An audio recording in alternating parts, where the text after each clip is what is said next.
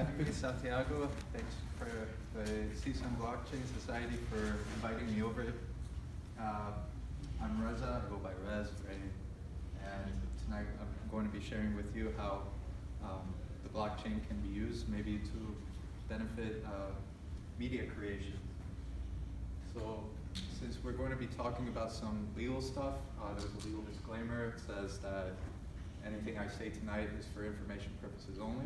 And if you want more specific details, you should definitely consult with a licensed attorney to get more specific details and answers. The outline for tonight, I'll talk just briefly about who I am, and then a little bit about blockchain that you guys heard about and you know about, some of the effects of blockchain, affects, it makes an impact in society. Then we get into media. What is media, and how can blockchain work with media, and what's the role of artificial intelligence? I'm a background in biomedical science, and I was a fellow at the University of Connecticut John Dempsey Hospital for 8 years. Finished in 2013, and I've been working for various startups ever since. And my family, the reason kind of like I'm drawn to the media is that they started the first Iranian-American TV station in the United States after the revolution in 1979.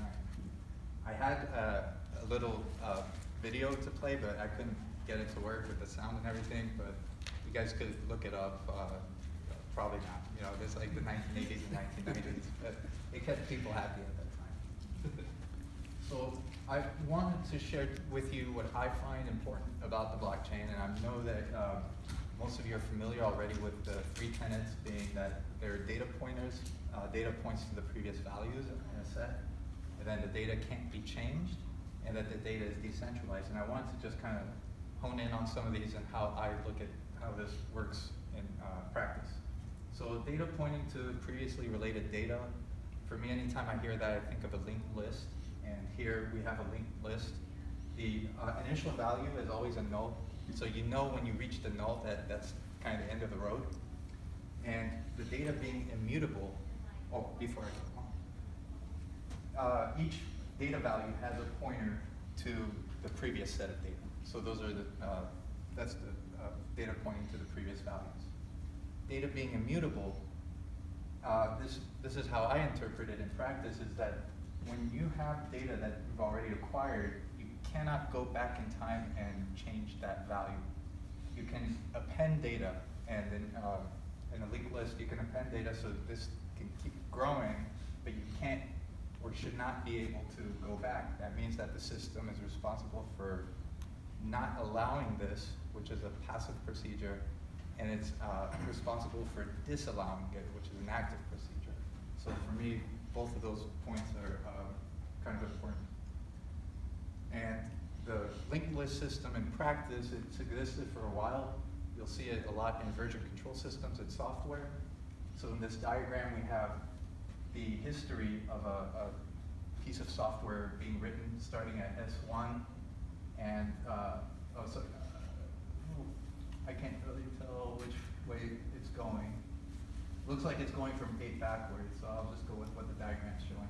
But essentially, when you're working with version control systems, if I have the code the way it is right now, and I get it from the version control system, that code exists as a like one of those pieces of data in the linked list. That means that anytime in the future, I can always refer back to that point and get that code. And when I'm making changes to it, that how the code used to be will not change. It's just, yeah, we have the most recent changes, but we can always revert back to the way that it used to be. So it's a very, very good, convenient example of a linked list. People use it all the time to keep archived data and keep track of user behaviors and stuff like this. So the point of decentralization is one I wanted to kind of focus on, because for me it's been the most difficult to wrap my mind around. Here I have three models, one being the centralized model, and I'm saying this image comes from, there are various sources that host this image. I got this one from a Medium article, but then I added this piece to it. So I'm calling a centralized system a controlled interest because every piece of data points back to the central piece. You won't have two ends that intermingle with one another. They're all controlled by a central agent. In a shared interest, you have pieces of a whole. So you have the whole, and then if you've got the pieces in there, each piece by itself doesn't have much value unless it's part of a whole. Okay.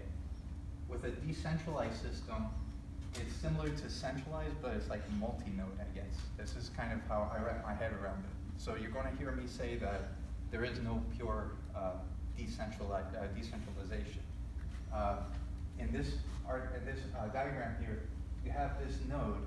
So everything starts from an origin, and a node of origin is the point of branching. And then you get these independent nodes that can branch further along independent operations.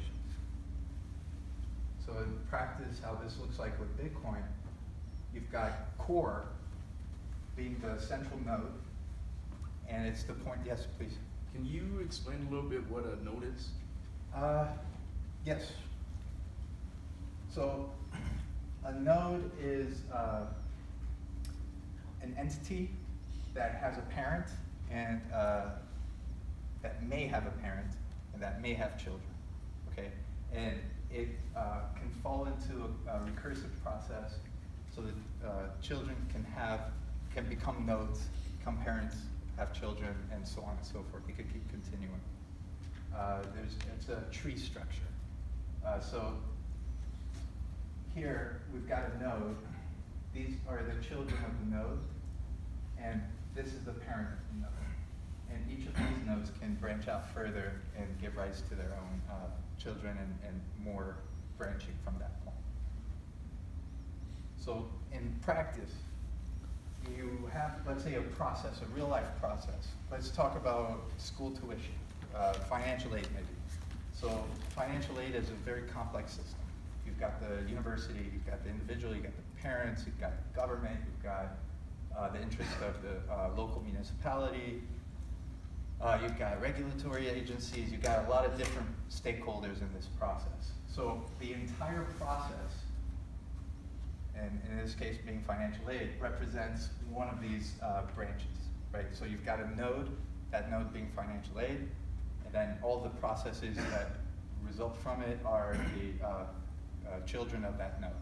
And it could keep branching. So let's say, for instance, there's an accounting firm involved, and then that accounting firm has an accountant, and then that accountant has a business interest. So it keeps going, you know, just for itself. But for practical purposes, there's a limit, right? The process is bound eventually to the core node. And in Bitcoin Core, the synchronization happens there. So in practice, how it works is that, has anyone here ever synchronized with Bitcoin Core? It takes days. You're downloading, soon it'll be petabytes of data that you have to download this data. Now you have the daemon, which is a server, that knows what these values are and how they're related, and you basically get the full history from the first transaction all the way to the latest transaction at the time of download. And you now become a worker, a daemon, for the peer-to-peer network. You have your own server. That's where the hashing works. So you have the list of nodes, right? The way that Bitcoin works is you have the list of nodes, and it runs the hashing algorithm to go ahead and make that transaction secure so that you can't decrypt it. If you can decrypt it, that means that you can create your own transactions and corrupt the system. But then the system theoretically should be able to identify it via the synchronization to the core. And with Bitcoin, you've got, I think, 12 nodes that are scattered throughout. But at the end of the day, there is someone who's responsible, and those are just databases that are holding lots of data. So the summary of decentralized versus distributed, the purpose of decentralization is that you've got the scoped interests. So the interests of financial aid are different than the interests of the financial markets. In a distributed system, the accounting of the financial aid falls into the scope of the financial aid. It's a piece of the whole. The utility, meaning that you get the independent benefits versus that you're part of the whole. It really just points out that decentralization, you can keep your interests separate from the whole. With distributed, you're part of the whole. That's really all it boils down to. Does everyone understand what I mean by this, or is my language is it a little bit too fuzzy? Okay. It's clear. Okay, cool. So then, one of my big questions is peer-to-peer, is that an essential component of blockchain? So the way that I went through my thinking is, okay, what's the history of it? What is peer-to-peer? It's a file sharing protocol. It was developed in 1999, around then. The purpose of it, original intention was to steal music. Then with torrents, you're stealing movies and software. So it's like, okay, everybody gets a piece of the file, and then there's an algorithm that kind of anonymizes who owns what piece, and the central server itself, as soon as it gets the first piece of the software, the movie or the song, whatever it is, once it has that on a peer, it'll just get rid of it itself and say, hey, I didn't do anything. So that works. It's called a logical overlay link. It's a centralized system. You have a server there that's responsible for creating a VPN-like system where peers can communicate to one another. It's a very, very nice use of server technology. It's very, very cool technologically. It's very sophisticated, not easy to do stuff. But at the time, we had slow networks. The intention was a little bit different. And then today, it's not so much of an issue. Back then, games were kind of like, okay, you go to an arcade and you play the video game, and that's it, But today, it's like, no, you're part of a network. It's networked applications are very common today. In fact, they're the status quo. So mobile and web applications are, for all intents and purposes, already networked applications. That was not the case before. The only real thing that binds the peer-to-peer systems is a synchronization. So at the end, there's an overlay network in the case of peer-to-peer that knows, okay, you get this piece of the file and that piece of the file from their respective locations, and then it's responsible for piecing the whatever file it is together. And the way that Bitcoin does that is with the nodes and the core downloading the entire data sets. And again, the modern applications, they kind of have this by default. You will not have an application today that just will delete data. And that's why I put it, Snapchat doesn't delete data, then who will delete data? They'll archive the data. They won't delete the data. And that's very common. No company will want to delete your data. They will want to be able to analyze you, learn you, sell you, all sorts of things. So that's just the way data is used. And moving forward with the outlook, well, what is it then? And the way I interpret it is the blending of real world processes with the digital. So before we would share files, but now it's like it'll initiate the whole process, or it's money. It's doing some weird thing. So we've got it in finance. They took the bank transaction model, they turned it into a digital system. It runs on peer-to-peer, and the financial running on peer-to-peer is interesting because a centralized financial entity will defeat its purpose. And at the same time, if you want to have that hashing algorithm work, it's going to cost a lot of money. So how do you run this thing autonomously? Well, you do it by allowing others to be their own servers and do the work for you. The takeaway is that when you make a financial transaction, when you make a health transaction, and what we'll talk about with media, you're essentially making a legal promise. Now, will that be enforced is not, very clear, but the idea of smart contracts is really, for me, the essence and value of blockchain. And the effects of it having this decentralized platform where small players can group together and become as powerful or as good as a single large player, I think that's going to be a big, big change in the economy, and that's where things are pointing to. So now on to media. I'd like to define media as the way it's written here. The media asset is an infinite asset, okay? And it's special in that it's infinite, and I'll illustrate that point in a second. But let's take this table here, okay? This is a perfect example. This table is a non-perishable good, right? We can all agree to that. And some of us might think, well, it's a non-perishable good, it should last forever, right? But it's already gotten some cracks on it, you know, it's got some stains. It'll probably be in a trash can someday, okay? And it goes through this cycle. But what I can do is to say, you know what, like, let's say somebody, you know, like Abraham Lincoln sat at this table, okay? If Abraham Lincoln sat at this table, now it's not just a table.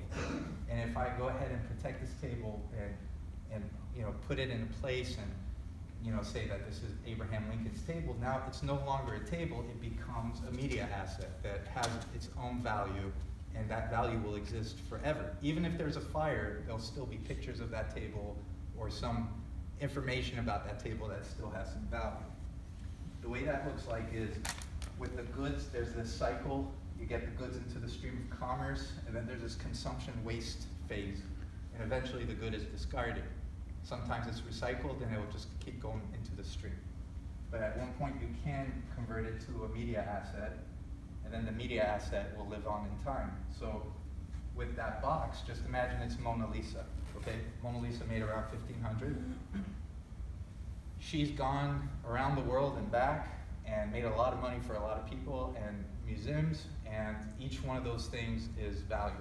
And moving forward for the next 500 years, it's going to be more of the same with the Mona Lisa. She's going to keep going around the world. Museums are going to benefit, people are going to pay, and that's media in a nutshell. So given the role of blockchain in society with the smart contracts, and given what is a media, I mean, I'd like to take a few moments and ask you, what would you do? What would you do with media and blockchain? You know, if anyone, yes, please. So I know there's a big issue with like music producers getting their royalties paid out to them correctly. So I know with blockchain, they'll be able to log the amount of plays correctly and then have that information to pay out the music producers correctly. Yes, that's excellent. Yes. Anyone else? I think make sure who created that content first. So timestamping whenever content is posted. Perfect. Yes, please. Same. So one would be films. So maybe a director or producer is making a film and to keep track of where the cost is going and where the cuts are going from the box office. So to keep track of those things, you can use Perfect. You guys are great. Yeah, that's exactly the stuff that you could do with it. So the thing with media, there's two major cycles. You've got the creation of the media asset, and then you've got the distribution side. And so far, everyone's been hyper-focused on distribution. So what you were talking about with the music, that was actually the first use case of blockchain in the media space. They started doing that a few years ago, 4 or 5 years ago. And there are a lot of players in that space right now with the distribution side. And everybody's trying to get their hands on it because it works so well. You could really build the accountability, get the information from Pandora, YouTube, whatever it is, how many plays, and they're doing some really cool things now. Now you can take music assets, remix it, you could get some royalties, and each time there's a play of your remix of someone else's work, they get royalties. You know, the problem was that, hey, I'm listening to this music all day, but I'm not getting royalties, and now they're really engaging this and getting a real world affect out of it. So that's called rights management, and that's the classic use case of blockchain and media. what Open Source Hollywood does is to point to what Santiago and you mentioned just now. When you're creating a media asset, there's a whole story involved. And with the producer, where the money's coming from, who was involved, who did what changes were made when, while the asset's being created. And the focus of Open Source Hollywood is to do it community style. So it's really built for independent producers, not for bona fide production companies. And it's establishing the rights. So you had the distribution side, who gets assigned the benefits of the media asset, and on the create side is defining, well, who has the rights, right? Where are the rights? Who are the stakeholders? So crowdsourcing is used for this, and a little bit about that is that crowdfunding production company, they already have equipment, they already have cast, they already have crew. They might need funds, okay? With crowdsourcing, hey, I'm an independent producer, I don't know anyone, I'm new in this town, I need this, I need that, I need this, and I need that. Let's source it together through the crowd, right? So two very, very different things in scope of how it's used, why it's used, and the responsibilities of it. The crowdfunding, if you're funding a production company to make media, you probably, well, there's no explicit promise or guarantee that you'll have the transparency of the production process. Whereas with crowdsourcing, if it's on a blockchain, that's what it's entirely built on, is to establish that story, so at the end of the day you could see exactly what the details were during the creation of it. So establishing rights with creation, this really falls into the preparation, building the team, and then identifying stakeholders. We'll get to what are the stakeholders, and then the performance. So the team members, how did they perform? What's the accountability factors? And moving forward to the distribution of the credits and benefits.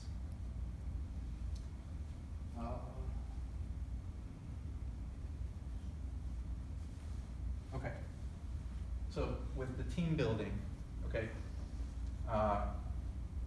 it's expensive to get a lawyer, and how a good production is made is that it becomes its own entity, its own corporation. So if I'm Walt Disney making a real movie or a real animation, that animation will become its own entity. It'll be its own LLC or corporation, and it'll have a series of contracts, it'll have a series of benefits that apply to it. So I can now assign shares, I can assign interests on that corporation without affecting Disney. So if it's The Incredibles, hey, I could sell 10% of the rights being an assignment on The Incredibles without affecting Disney, okay? It's very expensive. The contracts that Disney writes, each one of those contracts are very expensive. The lawyers spend hours, they have teams of lawyers. So for independent producers, this is not feasible. It's not feasible to spend $800 a year on each one of the projects, right? And then spending hundreds of hours of lawyers' fees for many projects is not feasible either.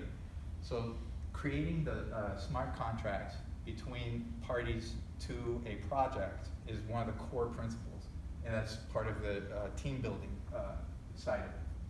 So that top half is team building. Decent contracts are expensive, making sure that my compliance regulations vis-a-vis the city, if I'm filming on campus, I have to follow campus rules. If I don't, I could get banned, I could get an injunction, all sorts of stuff. And then establishing the accountability. I don't want to be the bad guy that tells you, hey, you didn't do your work, okay? So these are the types of challenges independent producers have. They need to have some form of protection. And also the artists. The artists also need some form of protection. On the bottom is the assignments. So under contract law, an assignment is when I transfer my rights under a contract to someone else, okay? If I'm building a project, this is a contract for all intents and purposes. Say, this is a business, okay? So you can say, the digital contract is taking place of the incorporation of the project. And now I want to assign rights to that project. Well, under contract law, you're not allowed to sell rights for future interest, future benefits, future earnings. You can only sell for what it's worth today. There's legalese. You can work through that, but it's very expensive. That's where it gets very, very expensive. So why not be able to provide that benefit for artists out of the box, help them build the agreements with one another, and help them monitor performance and automate the processes that would traditionally require you to spend time and be the bad guy of, hey, I wouldn't want to be telling somebody that they're not doing well, and I don't think anybody really likes to do that. So it's easier for a third-party robot or system or network to kind of say, hey, that's what we're going to do. So the legal tech, the entertainment law, is the heart of what's going on with the blockchain. And we do this with the team building on the formation and with the assignments. And this is just kind of like the granular, for the formation, these are the agreements that we're forming, and for the assignments, these are the types of assignments, okay? I gave Santiago these slides for you, so you'll have access to these, to this presentation after it's over. Thank you. Yeah, sure. Okay, now the final is the role of the artificial intelligence. It's actually very important if this idea does happen, whether it be it open source Hollywood or someone else, now or in the future, artificial intelligence, it will be the reason why the law will flex towards allowing this type of stuff to happen. And that's because you want to build accountability. You want to have protective measures in place. So the law exists to protect people against harm from others. You don't want to be ripped off, all sorts of things. And they have laws for pay to play, all sorts of things relating to Hollywood. Lots of laws, lots of regulations, because there's been a lot of abuses. I mean, it's just the reality of media productions. The artificial intelligence is used to define accountability, and it's used to defining accountability is kind of the big one, the exception management. So the exception means something bad. Did something bad happen, right? So identifying if something was non-conforming, that's one piece of it.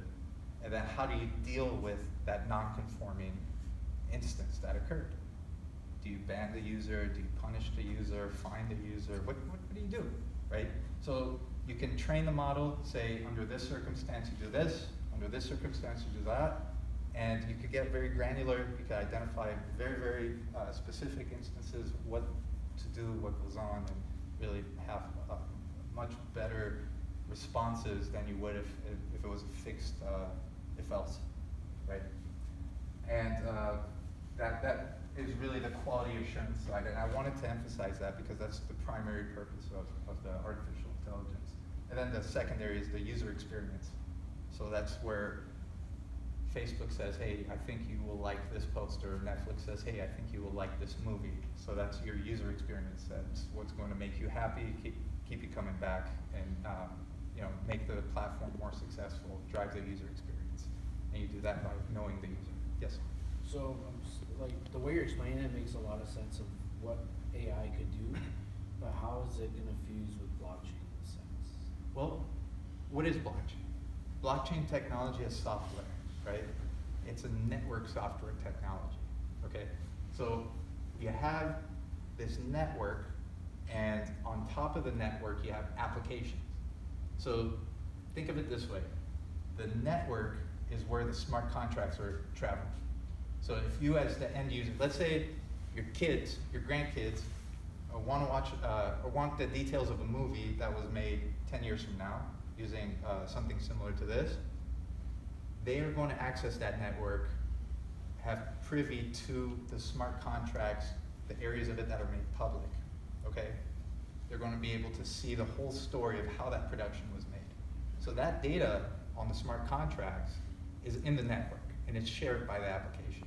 So you can have multiple applications running on the same network. The application itself, that's where you're interacting with it. So with Bitcoin, it's the wallet, okay? You're going to use the wallet to access the network. Does that make sense? Yeah. So you're going to put the logical layer, the user experience layer, into the application. Does that make sense? Yeah. So you got the application on the network, and that's what I was kind of hinting at. It's like with Facebook, it's a great example. They have the graph. The graph is the enormous beast of building relationships between people, and they've done a phenomenal job for years now. They've had this thing, incredible technology, right? This is blockchain. That is blockchain. You look at what's the value, right? That's the first question you should ask. What's the value of that?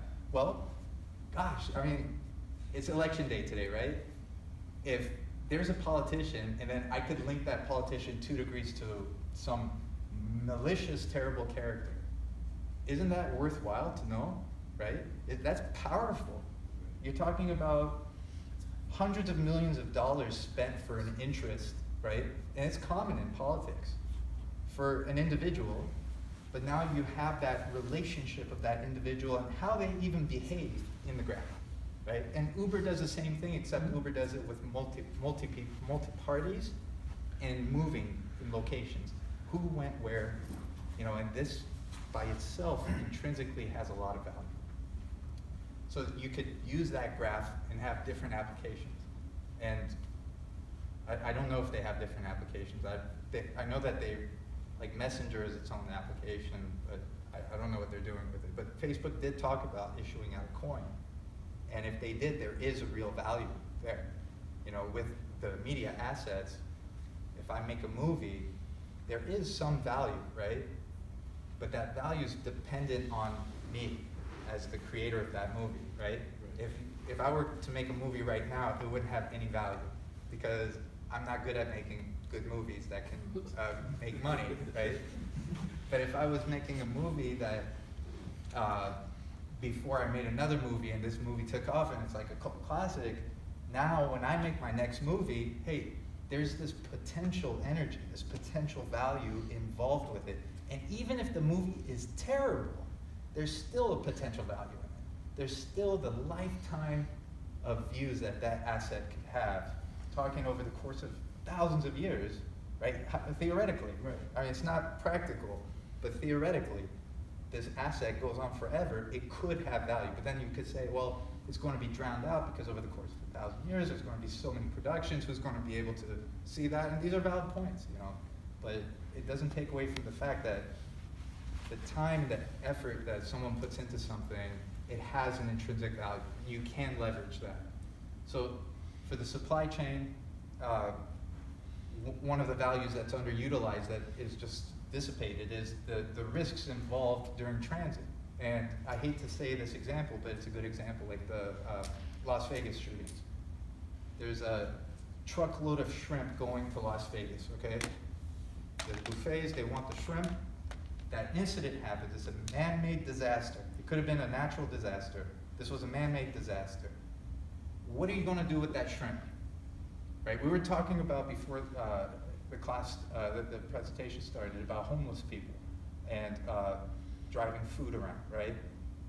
So you've got Starbucks who wants to get their food into the hands. They don't want to throw away their expired foods. They want to give it to the homeless people. Well, you could say, well, the food, they didn't sell it. It doesn't have a value, but it does have a value. It has a value.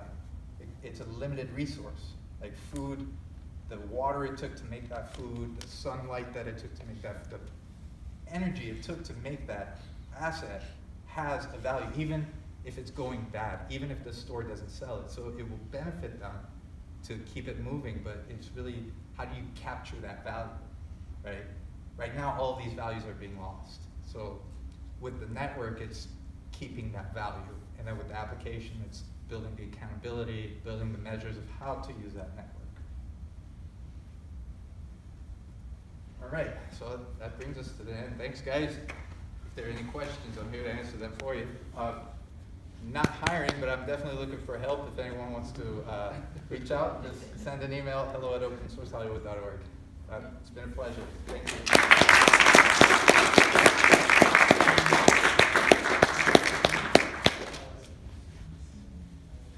Yes. I guess I do have a question. Like one of the things that with learning about blockchain, one of the things that I've been thinking about is, can this technology be used to prevent piracy? Of whenever you're live streaming something, like whether you're like following the chain, like once that other person plays it, then it dies out, and then like the next person like kind of like the same thing that Redbox is doing, but using like the live stream technology. Do you think that would be something that would be applicable in the future? So the question's about piracy. Yeah. Will blockchain prevent piracy? Yeah. Right? It's an excellent question. No, piracy will always live. You will never stop it, right? So it's just a fact. People will steal. 1,000 years from now, they'll steal. Okay, that will never change. It's part of behavior. Unless we're like robots and that part of the brain has changed, right? Yeah. With blockchain, what you can do is you can incentivize people not to be participating in that activity. So with the assignments that I mentioned, okay, let's say that you're making a production, right? And I buy a certain amount of your future revenues for 2 years, let's say, okay, or for 5 years, or for infinite. So I now have an interest to get money from my investment in you. And how I get my money is by everyone watching your stuff through legitimate means. So engaging individuals to become stakeholders in a process, in this case it's media, okay? Be it music, a movie, a theater, whatever it is. When the individuals become stakeholders, you incentivize them to do the accountable measures so that at the end of the day, they can benefit. Because if I own your interests, right? Like 0.05% of your future earnings for the next 5 years. I own that, right? I purchased that, you got the money, it helped you to make your movie, I own that assignment, right? If I now go and pirate other people's stuff, I'm kind of shooting myself in the foot. If your movie becomes a classic through illegitimate means, I'm not making a penny, right? But if people are consuming your work through, the recognized channels in order for the distribution side to keep track and build that accountability, so okay, on the rights management, we have, so on the distribution, you have your 100%, and then so much of it goes to the distributor, so much of it you assigned, the rest of it goes to you. That wouldn't exist if it's not consumed in the right way, because you're not going to be able to have a valuable accountability of that consumption if it's done in the wrong way. It all needs to be value-driven. So if we can make society value-driven by incentivizing people, the population, I mean, this is for me, right? I think that's the most realistic, most reasonable way of getting people to do the right thing, is by incentivizing them. But then it means that people need to become, speculators in the media markets if they should exist, right? So it's a little bit tricky, but that's a great question. Yes. So this thing you guys are trying to develop, I'm wondering if you can upload the media itself onto this platform so you can keep track who's watching it or who's owning it. That's a great question. So the question is, do we do distribution? And the short answer is no. The focus is right now just purely on the creation side. Who created it, who's part of the stakeholder process, right? Minus distributors, minus the other parties that come in after it's made. The distribution channels, there are distribution blockchains for media. Those distribution channels exist. It was a conscious decision. And here's why.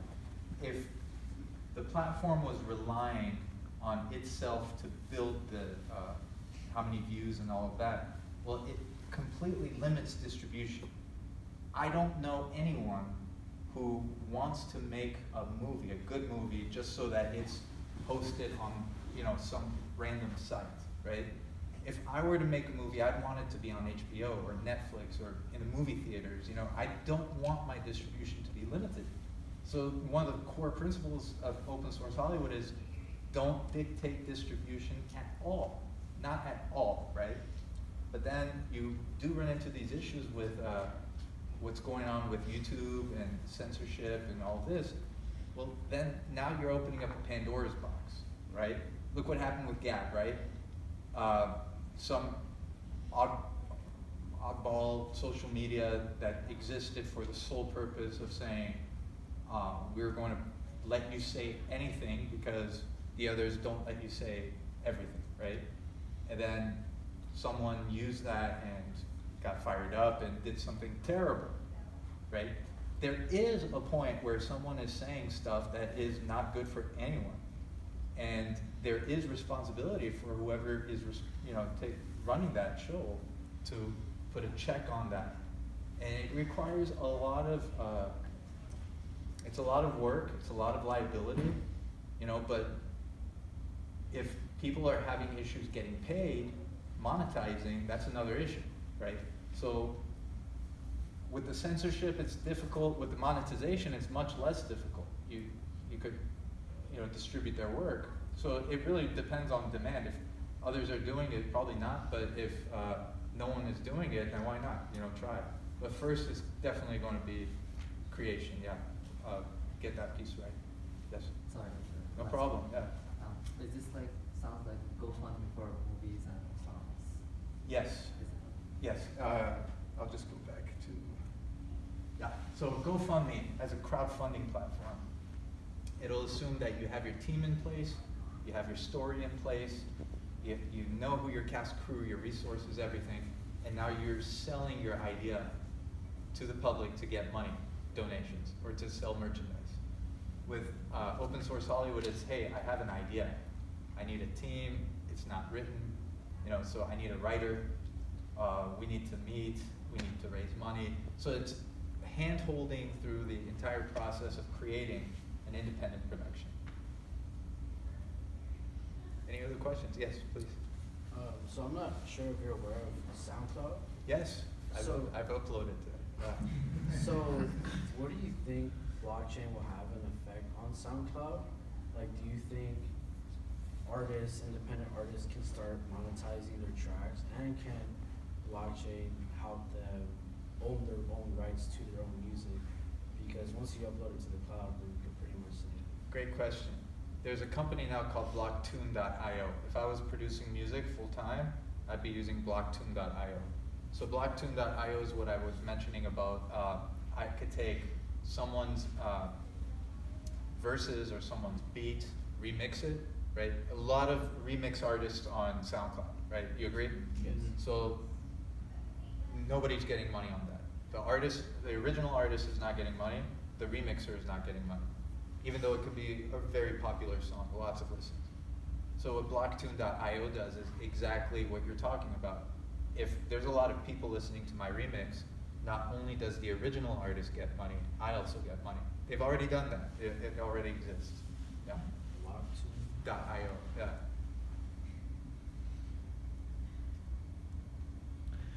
Any other questions? Guys, thanks for bringing the time.